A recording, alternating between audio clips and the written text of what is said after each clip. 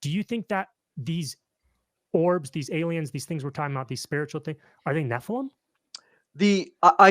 Let's get our terms straight. Let's get our terms straight, because Nephilim in Genesis 6 and Numbers 13, there's the only time it appears, they are the offspring. These are the gigantic offspring of fallen angels and human women. So those are three different entities right there. A fallen angel's up here, you got a human woman, and then they mate and they produce this hybrid, which is a Nephilim.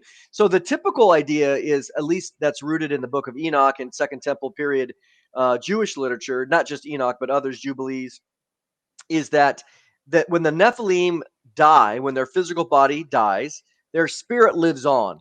And that spirit is an unclean spirit. It's a demonic spirit. And that is what is known as a demon in the New Testament.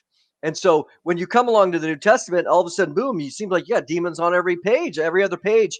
And you're like, well, this, at least in the Gospels, you're like, well, this is weird. You didn't see this in the Old Testament. It's very rare to have a demonic spirit. You see in Deuteronomy 32 and other passages, at least in the Hebrew, talking about a shade or shadim. That's the Hebrew word. But so the question then is, what you do see is in the Greek, the gigantos is the word that it's used in Genesis 6. We get the word giant from that. But the word gigantos in the Greek, classical Greek, has to do with these earthborn hybrids. So the question is, could this demon, which is bound to the earth, could it go visit Mars? Well, how does it get there? See, remember, so it doesn't have the ability, and we just think, oh, it's spiritual. It could just fly there, or it could just poof. But we don't have. I would think the answer would be no, because they're bound to the earth. Because what you do see is in the Old Testament, later they're called Rephaim. They're and usually when in the outside of the book of Moses, the Pentateuch, the Rephaim are spiritual beings that are usually in Sheol, that are underneath, or the land of the Rephaim being these demonic realms, so to speak.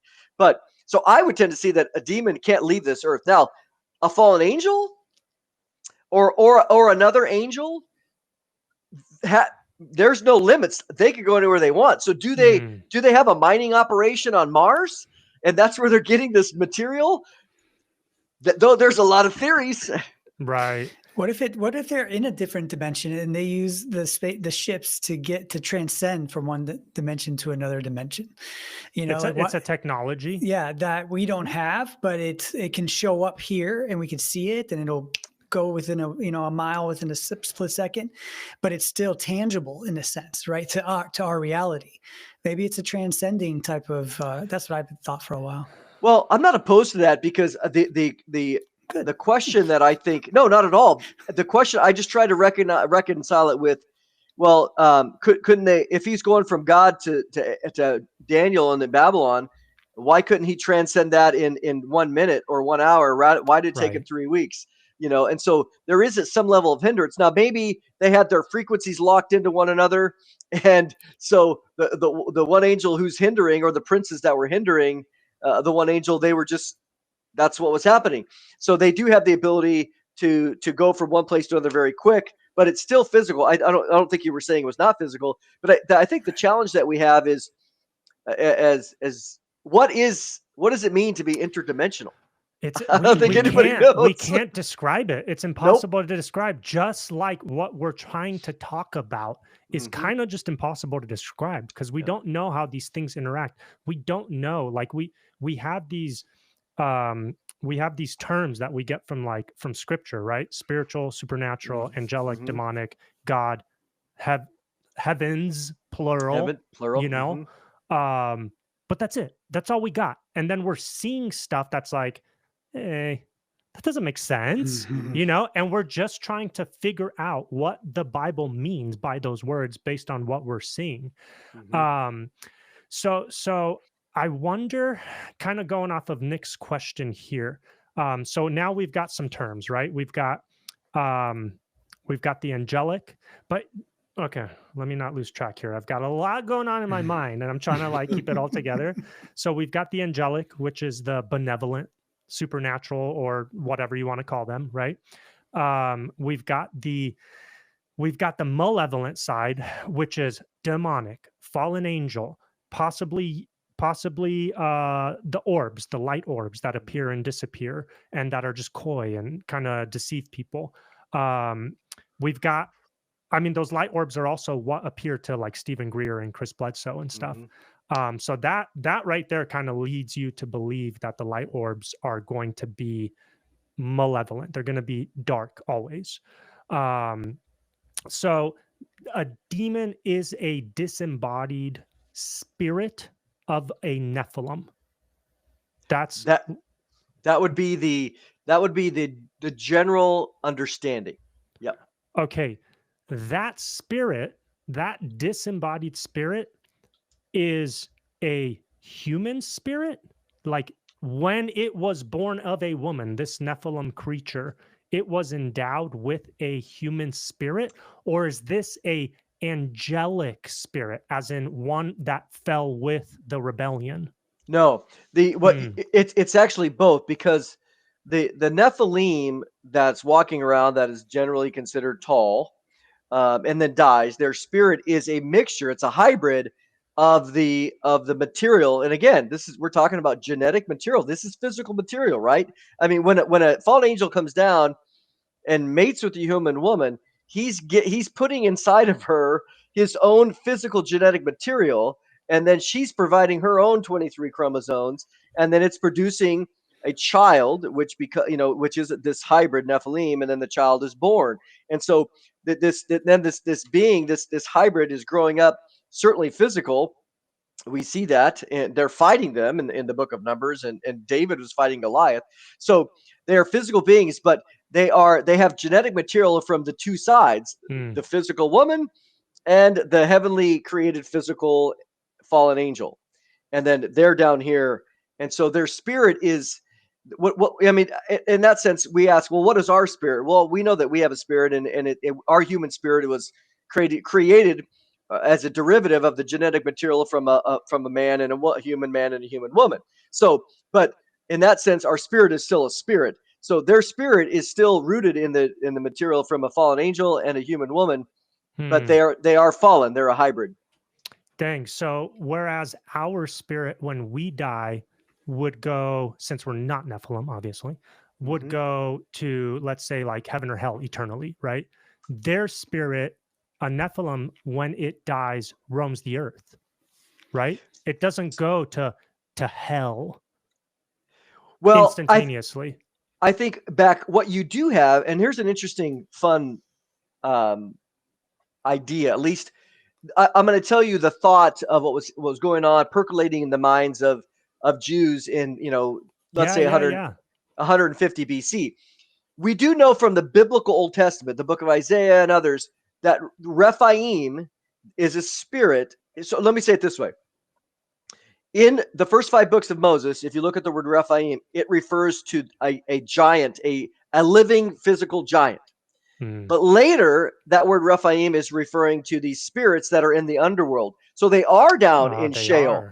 Yes. Now, in the book of Jubilees, chapter 10, not scripture, but I'm just telling you what's percolating in their mind, is that it's a very fascinating story that at the time of the flood, God was going to judge all of the earth and kill all living beings, including humans and the Nephilim, which are physical. Right. But then a guy by the name of Mastema, which is another word for Satan, it's very clear. Mastema goes and says, hey, God, I have a request. Can you leave? I know you're going to send them all to Sheol. Can you leave me 10% so that I can be the ruler over them, demons, and I can use them to tempt the sons of Noah, and they'll roam the earth, but the rest you could take down to Sheol. So in that sense, for whatever reason in the story, God says that's fine. So he allows the 10% to now be under Satan's control. Well, that's interesting. In Matthew chapter 12, Satan is called the prince and the ruler of demons. So you're like, well, that's pretty fat. Those are Jesus's words, right? And so later in the book of Revelation chapter 9, we see that the Sheol, or the bottomless pit, is open. And what do you have? This demonic horde coming out. They come back, yeah. They come back. Now, you know what's fascinating about it? Here's a little nugget. How long do they torment humanity without killing? They're not allowed to kill them. Remember? It 3 months? 5 months. 5 months. Okay. How long was the water on the earth? How long did it? If you go back to the book of Genesis, it talks about the water being on the earth and killing everything for 5 months. You're like, well, that's interesting. Is as if God, it took 5 months or whatever to kill everybody off, including all these Nephilim, and they're getting their 5 months of revenge. Interesting parallel. That's all I can say. But nevertheless, that's what you have here is right now when you do have, or in the Gospels, when you have these demonic creatures, these unclean spirits, those are, according to the trajectory of Second Temple thinking, Judaism, those are demonic spirits that were once Nephilim roaming the earth. Okay. Got it. So that's what a demon is. We know, like fallen angels, we know would be obviously the from the angelic host that rebelled, was sent down with Satan, different than demon. I think that's like, for me, I've been Christian for 30 years, since I was young. It's a pretty recent realization that fallen angels and demons aren't the same thing. Correct. Yep. So that wasn't something novel to the Jews, right? They didn't like realize that one day. Like they actually had that in, like you said, Jubilees, Enoch, other Second Temple literature. They actually thought fallen angels and demons were something separate this whole time. We're the ones that have been thinking they're the same thing in like the evangelical circle. Yes, because what's interesting about it is, I'll give you an example. If you go to Acts chapter 23, when Paul is describing his salvation, his story, he brings up the resurrection, and then the Pharisees, who are very conservative, they said maybe an angel or a spirit has spoken to him. So even there, you have this little hint that they made a distinction between an angel and a spirit. So it was very common, again, in that day to have a distinction for sure. Okay. I have a thought that I really want to run by you just because we're on the topic. And I'd love to hear your opinion on this. It kind of relates when Nick asked that question with the super chat, it brought it back to mind. And since we got you here, this is my shot, So do you think, I'm going to ask you a couple little questions and then I'm going to ask you the one I just was referencing. Do you think that pre-flood, okay, when Nephilim roamed the earth, when there was the mighty men of renown, of old, when there was this this angelic incursion onto human or on the planet, do you think that it was like technologically advanced? Well, so according to Genesis chapter 4, we don't know we don't know exactly when this incursion happened. Most people make the assumption that it was in the days of Jared, because Jared means to come down, but that's a loose assumption. We do know in Genesis 4 that technology all of a sudden is described, Tubal Cain and others, right? So metallurgy and other things. We also know from the book of First Enoch, chapter 6, again, not scripture, but again, giving us the understanding of what was talked about in the days of Jesus and before. It was crystal clear that they came down teaching swords, weaponry, metallurgy, the stars, the moon, constellations, herbs. They taught the women to wear cosmetics around their eyes to make them look more beautiful. You're like, that's hey lady, your makeup that was based on according to the book of Enoch, introduced by the fallen angels to make them look better. Pretty fascinating. I knew there's a reason I prefer my wife El Natural. From now on, when I see her putting on makeup, I'll be like, that Nephilim technology, baby. I want to read something to you right out of the book of Enoch. So again, this was introduced by the fallen angels in order to seduce mankind, because it's so that would lead to certainly a great level of technology. What we understand today, like we look at the megalithic structures, a lot of what our good friend LA works on is these great ability, the amazing, miraculous perfection of the Giza pyramids, the Great Pyramid.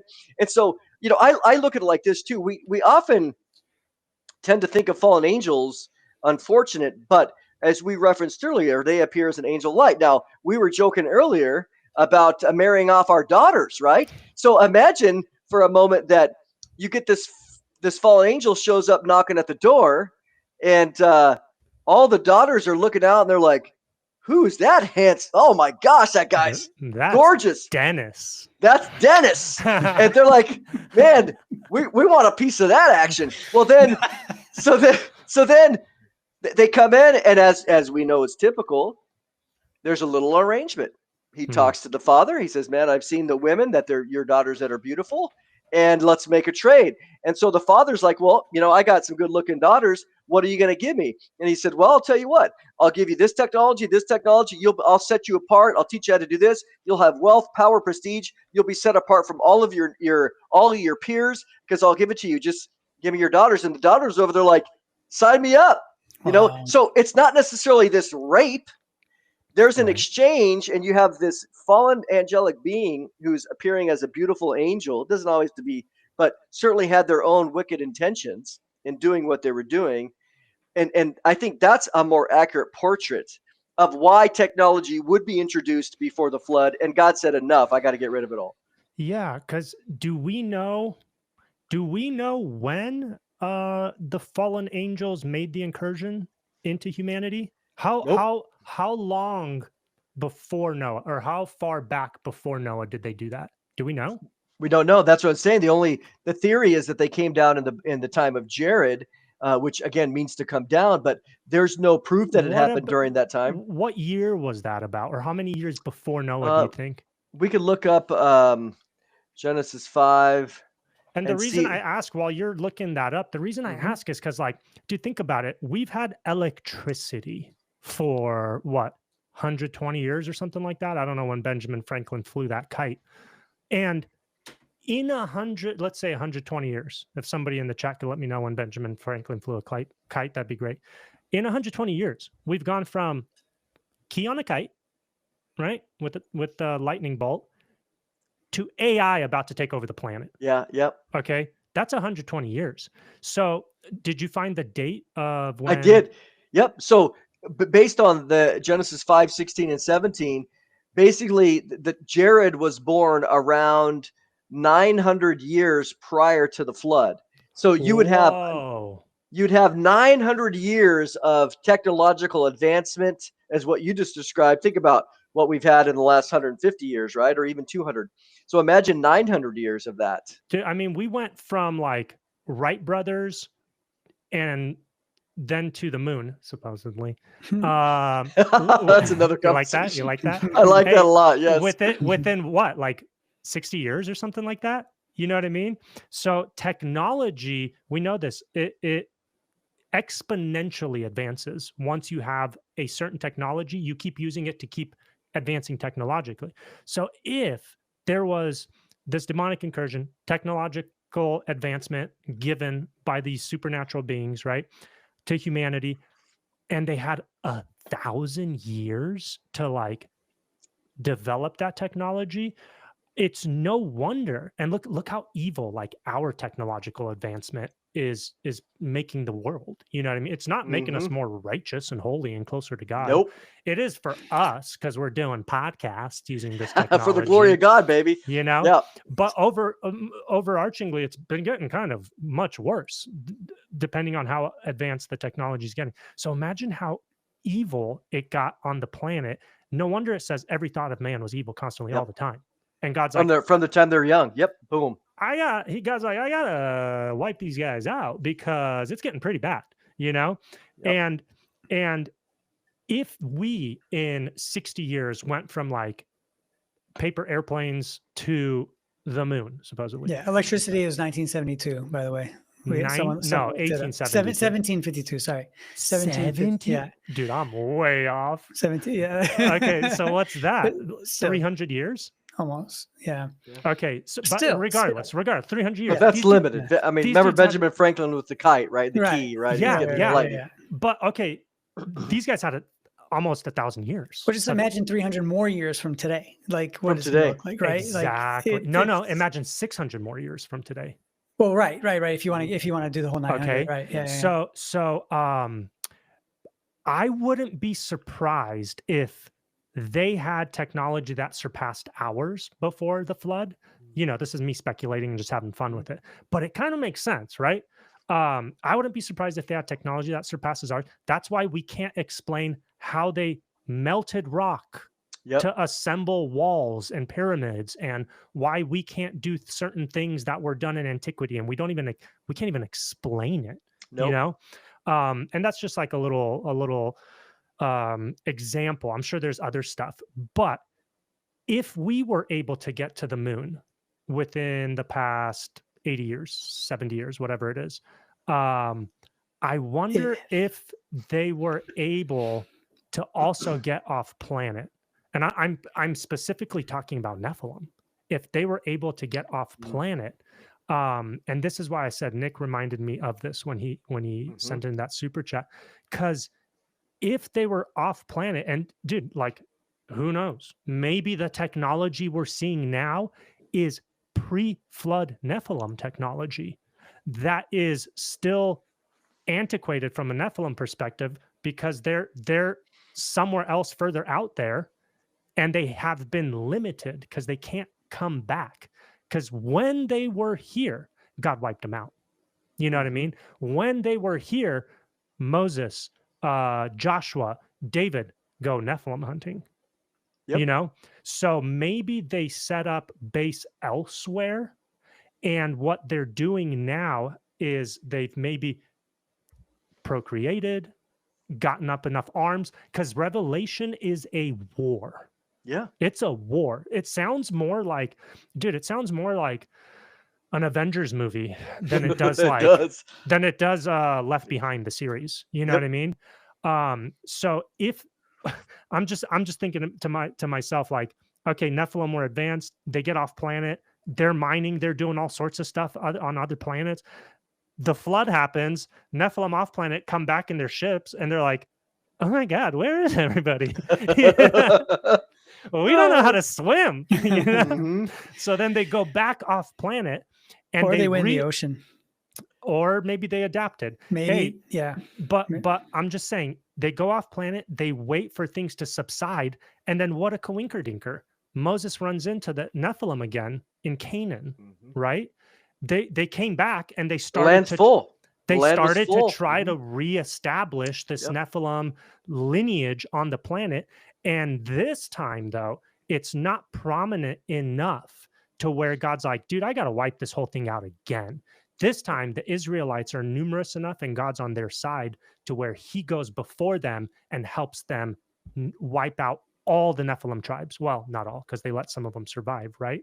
But that would make sense to me as to why there would be like a secondary incursion in Canaan in the times of Moses, because these dudes came back. And maybe now what we're seeing is them coming back in mass, because they realized every time we go to Earth and screw around with these humans, God destroys us.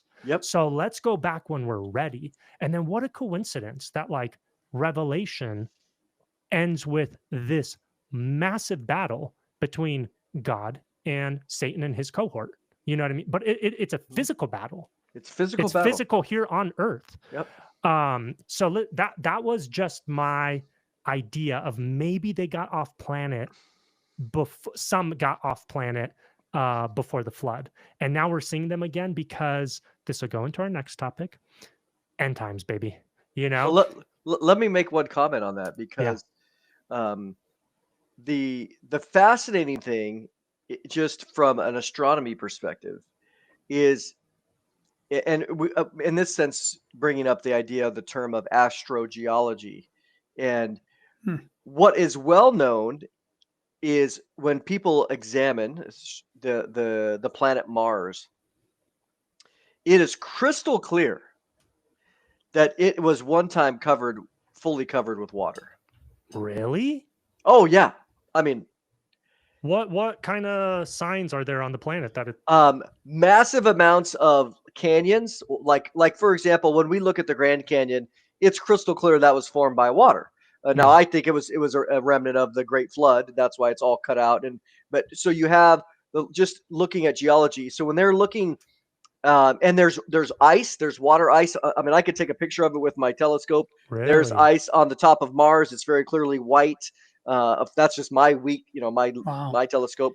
But of course, the other uh, the Voyagers and that have gone there to Mars. So I don't know if that might not be right about the Voyager, but when they've gone there, they've taken picture. There it is. So they Wow. see, wow, this is all there's erosion all over Mars, and it was covered in water. So what they'll talk about, you can look this up, the Great Flood on Mars. So then you begin to go, okay, Whoa. what was there? And did God say, you think you got away from me, but I'm taking you out on Mars as well? Because Whoa. so, and in addition, this is, again, we're getting into some fun stuff Sure, and sure. none of it. And then you have all the conspiracy, the speculations of that, which is like things that are on the backside of the moon. Now, I Right. find it fascinating. I've never been there. I don't know. I'm not saying it was a fact, but you also have, going back to the 80s and 90s, a guy by the name of Richard Hoagland. I don't know if you guys remember him. Hmm. He was a correspondent at NASA for Walter Cronkite, and he had massive amounts of information about pyramids on Mars. And Really? oh yeah, if you like the Great Face on Mars, you ever see that? I saw Going that back. one. Okay, so in addition, he's like, look, here it is. You see pyramidal structures. So the question then is, again, thinking out loud, we're having fun. Did they go there? And God said, I'll find you. And so he sends something, and as we know, the moon is full of asteroid, craters and everything else. And so you wonder, something happened in ancient times that God eliminated. So did they go off? If they did, I don't think they're coming back. I think God got them there too. He got them all, huh? He got, well, I mean, hypothetically. So Right. just because, but nevertheless, which is what we know, that when Israel gets back to the land, they're there and the land is full. So Yeah. I'm not disagreeing with you. I'm just saying, Sure. I get it. could it be? Listen, it's a wild one. I know, but I think they win the water. I think they're in the water. And then you have the water. That's why they're all coming up out of the sea right now. But you're telling me God sends a flood to Mars, and the flood on Earth, they just like, oh, we'll just go swimming. Like, good one, God. You know what I mean? I think they have to inhabit like creatures in the water, and they're stuck there. Or underground. There's a lot of theories of them going underground. Yeah. Either in that some of the theories that you see, again, which is fun to talk about, is that these craft are going into the water, these unidentified submersible phenomenon or objects. They go into the water, and then they have entrances into their underground caverns through the ocean. Right. So you have all these cryptids and these other beings that are living under the earth. Fascinating stuff. It's also interesting that when they in Revelation, okay, this is a good segue to end time stuff. In Revelation, when the battle between Satan and his cohorts going down, or I'm sorry, Satan against God, right? Both armies are going at it. I mean, they're describing some creatures that sound very hybrid-like. Yeah. Okay. Face of men, tails of scorpion, wings of whatever, all lion's sorts hair, of stuff. Yep, teeth, all weird. Sorts of manipulated genetic sounding creatures, right? Yep. And that's why I'm like, dude, if it comes down to this interdimensional or maybe like off-planetary kind of battle that goes down, these guys have just, if there were survivors, they've just been getting ready for that day. Yep. And now what a coincidence that everything we're starting to see the build up to this alien kind of disclosure stuff happening more and more and more and more, right? And it has to, if we really are in the end times, right, or last days, whatever amount of time we've got left, I don't think that this disclosure stuff is going away anytime soon. No. I don't think there's going to be a time in history where they're like, just kidding, forget about that. Let's focus over here. Like they're strategically teasing this out slowly for a reason. It's going to be used for something, you know? And do you think that the alien disclosure stuff is going to be used maybe for like some kind of Antichrist revelation, or what role do you think aliens will play in end times? You know, I talk to LA probably almost every day, and Lucky. Dude, I want to yeah. be in that conversation. I just want to like be on the other end of that. I Just know. listen. I won't say a word. What if we don't so, talk? right? Yeah. Okay, just So three-way listen. so the other day I'm talking to him, and God has called him, as we all know, for the last 25 years of his life, to researching and exposing not just the trail of the Nephilim, the stuff. I've done stuff with him as Paracas and the schools, but also all the whole UFO, and he's finding metallic objects at Roswell. I mean, he's out in the fields. So I said, LA, your entire life's calling has been in this UFO movement. And he said, yes. And I said, so imagine 250 years from now, we're hanging out in the millennium, we're doing God's business. And I look over at you and I go, hey, LA, I haven't seen you in 50 years. How you been? And I go, I was thinking about something, LA. Remember back, before Jesus, before he came back, and God called you to do all this UFO stuff. Whatever happened with that? I mean, nothing ever. It didn't come to anything. Why do you think God called you to that thing for the last 30 years of your life, 40 years of your life, and then it really was just a big nothing burger? Yeah. I go. Do you think we're going to have that conversation? Hmm. And it's like, he's like, no, and I go, me either. But there something is going to be used of this whole thing. Now, exactly what that means, even he doesn't know exactly. Sure. His speculation is that there's going to be an invasion, like of a an alien invasion of some kind, and that the Antichrist is going to rise up and be the one that thwarts it, and therefore he's going to gain. Really? Yes, and this kind of goes along with some of Alberino's thoughts too. That and there's a lot of different versions of how it could come because everybody's speculating. But are you describing like a demonic false flag? basically, yes. Well, and Yeah. this is the other thing Nice. is maybe they're actual real physical beings from somewhere else that God has created. Okay, just hypothetically. Here comes this is what I was saying. Yeah. And so they come in to physically attack, but Satan's got a lot of power, no doubt, we know.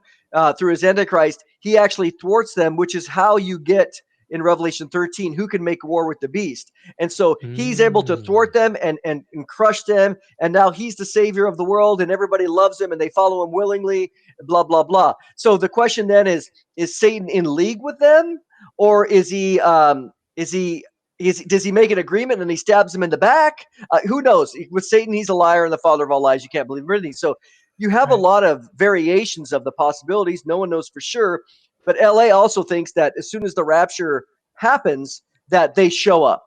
And they make the claim that according to New Age theory, the New Agers have said for 75 years that at the end, before enlightenment happens, they have to remove from the earth all of the people that are hindering the advancement of evolution, which that sure sounds like a rapture, right? So you have the New Age thinking, and so the idea would be when they showed up, if we're not talking about a war, but they showed up and said, hey, we had to get rid of those people. So when they disappear, we took them away, just like we've always been telling you. Yeah. And we're here because we're your progenitors, kind of the panspermia, blah, blah, blah. So I don't know. And when I talk to LA, this whole phenomenon of 1947 on, or even a little bit before, the whole UFO thing, we're having, like you mentioned, we're having congressional hearings. What's going to come of it? How is it going to be incorporated into the end time scenario? LA calls it the Great Delusion. That this is the Great Delusion over mankind. That they start believing that we were created by these other beings which would be fallen angels or something like that. LA's not saying that they're actual physical creations of some other star system. That's one theory. But he thinks that the fallen angels are going to return along with their demonic hordes in order to bring confusion, and they'll masquerade as being the creators. Yeah, because like, dude, the cat's out of the bag on this one, right? There's no sweeping this out. I mean, there's no sweeping it under the rug.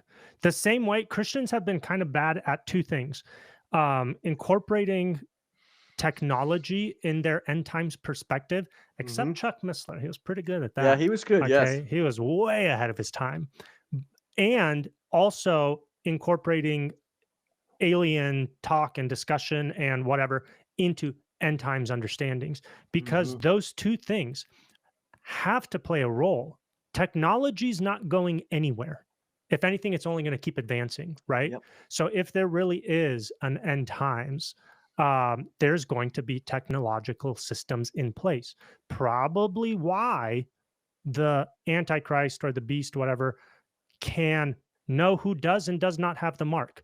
Probably why he can cut people out of commerce, that if you don't have the mark, you can't buy or sell. How else would that be possible on the earth if there's not technology? How can everybody see him all at once if there's not technology? You know what I mean? So there's these passages that you're like, that makes sense only technologically.